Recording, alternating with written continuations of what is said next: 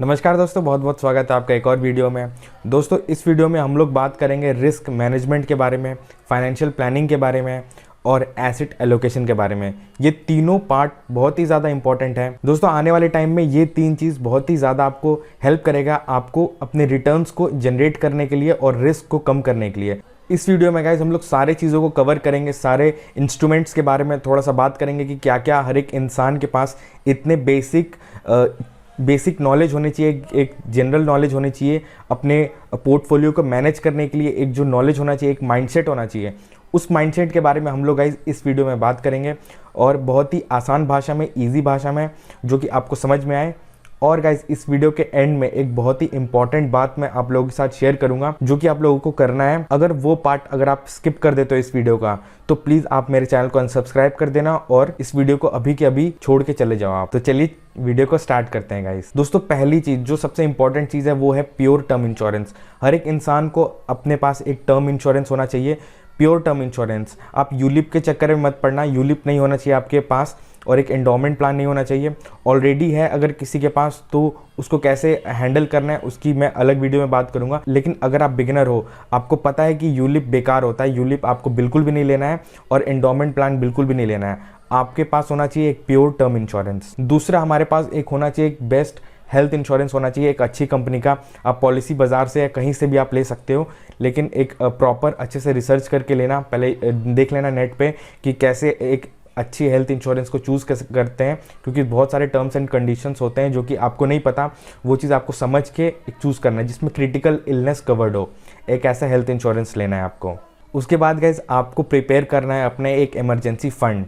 दोस्तों, emergency fund अभी तो, क्योंकि अभी आपके पास पैसे हैं बहुत सारा, तो अभी आपको नहीं पता कि इमरजेंसी फंड का क्या इंपॉर्टेंस आता है। कभी भी कुछ भी ऐसा अनहोनी अगर हो गया, तो उस टाइम पे आपको ये इमरजेंसी फंड काम करेगा।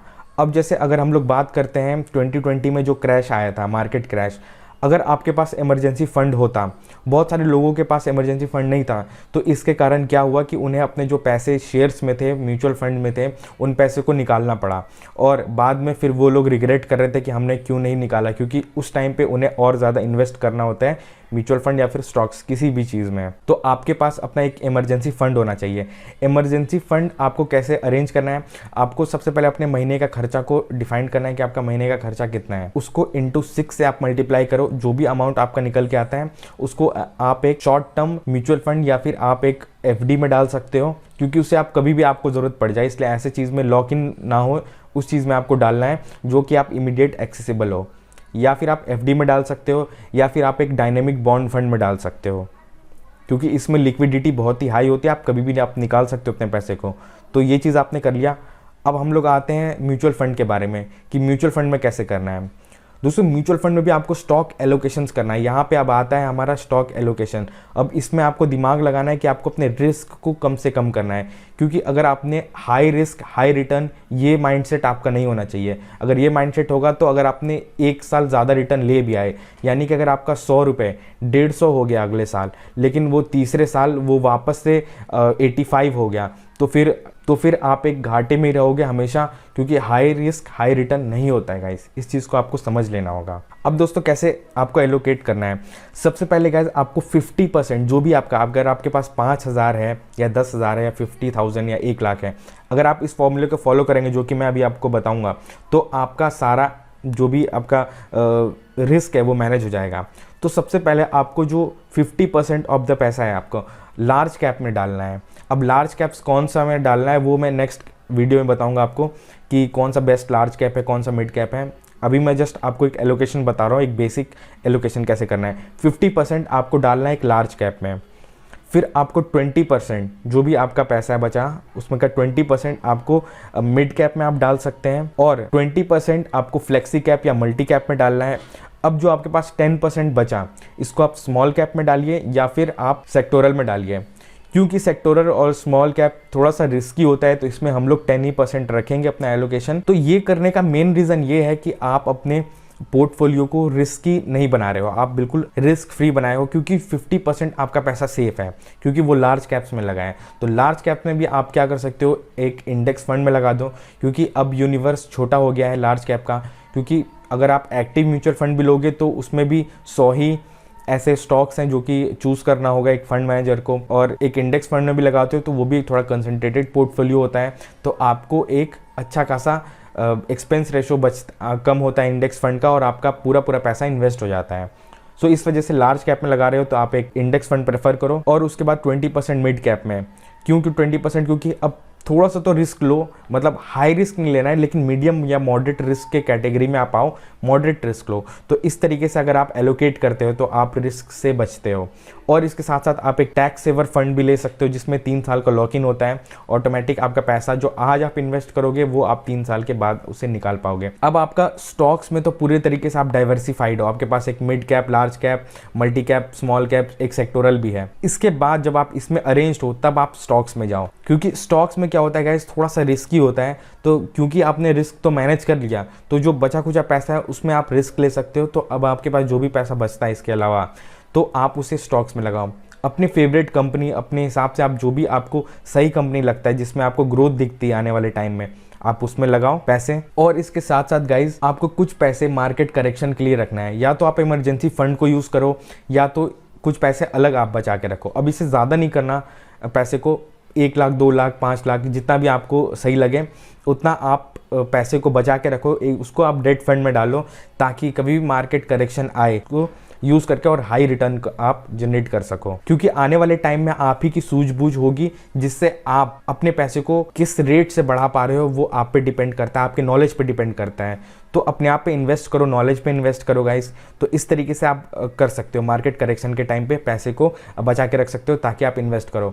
अब हम बात करते हैं गाइस एक और कुछ डेट कैटेगरीज में। आप इसके साथ साथ कुछ अमाउंट पीपीएफ में डालो, क्योंकि आपने ज़्यादा अमाउंट, अब आपने रिस्क भी कवर कर लिया, हर चीज़ कवर कर लिया, तो एक लॉन्ग टर्म विजन भी होना चाहिए ताकि आपके अंदर एक इन्वेस्टिंग का एक आदत लगे आपको। पीपीएफ में करो। पीपीएफ में क्या होता है गाइस, कुछ टर्म्स हैं कि आपको ईयरली कम से कम 500 देना होता है ताकि आपका अकाउंट एक्टिव रहे, तो आप उसमें भी कर सकते हो। एनपीएस में भी डाल सकते हो, एनपीएस भी बहुत ही अच्छा है, स्कीम है, गवर्नमेंट का स्कीम है, इसमें टैक्स वगैरह भी नहीं लगता है गाइस, तो आप इसमें अपने पैसे को डाल सकते हो। इससे क्या होगा कि एक हैबिट बनेगी आपकी, ताकि आप लॉन्ग टर्म विजन ले सको। क्योंकि पीपीएफ में करोगे तो आपका पैसा 15 साल का लॉक इन होगा, एनपीएस में 60 ईयर्स के लिए लॉक इन होगा, 60 ईयर्स के बाद आप उसे ले सकते हो, तो आप उसमें भी कर सकते हो इन्वेस्ट। क्योंकि हमारे एक बहुत लोगों की आदत होती है कि कुछ भी अगर हमें दिखता है पैसा कहीं भी तो हमें निकाल सकें, तुरंत निकाल सकें, लेकिन अगर एनपीएस में डालोगे तो उसमें सीधा 60 साल का लॉक इन हो जाता है।